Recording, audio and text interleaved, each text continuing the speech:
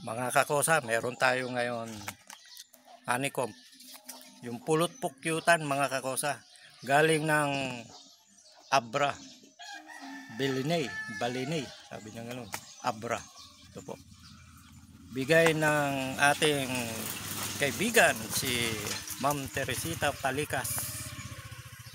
Ayan mga kakosa. Wild po to, wild na honey. Sa mga gusto pong umorder ng wild honey, PM nyo lang po ako. Yung 2x2 po, 500 pesos. Pag ihatid ko, 50 pesos. Wild honey po. Ang bango mga kakosa. Tikman natin. Ito mga kakosa. Tikman natin. Uy, nilagay ko sa rep to eh. Tigas oh. Ayan mga kakosa oh. Tingnan nyo naman. Honey. Ito na. Sarap. Sarap po. Dahan-dahanin ko lang po, baka maubos ko eh. Bihira lang po ito. Honeycomb. Gamot po ito. Naalala ko yung tiyo ko. Yung tiyo ko may sakit sa atay. Lumaki na yung tiyan niya. Dahil kakaganon. Araw-araw ganun. Lasenggo. Ayun, tinamaan ng sakit sa atay.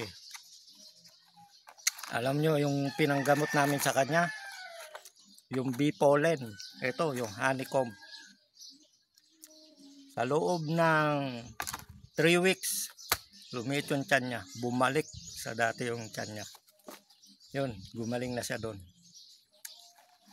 Ito lang po yung binibigay namin sa kanya noon. Sa loob ng 3 weeks. Gamot sa atay. Marami, ang alam ko maraming kayang gamutin nito. Basta tuloy-tuloy lang. Example ko na lang yung sa tiyo ko. Sakit sa atay, lumakit yan. Nagyayelo yung mata niya. Kaya yung pagkain niya, yung plato niya, nakahiwalay sa amin. Nakakahawa raw eh. Nag-iingat kami. Ito mga kakosa. Sa mga gustong bumili ng honey, wild po na honey, pure na honey, isang bote, 500 pesos. Pag ihatid ko sa inyo, plus 50. Pag maawa kayo, plus 1,000. Ayan mga kakosa. PM nyo lang po ako. Around Tabuk lang po. Bye-bye.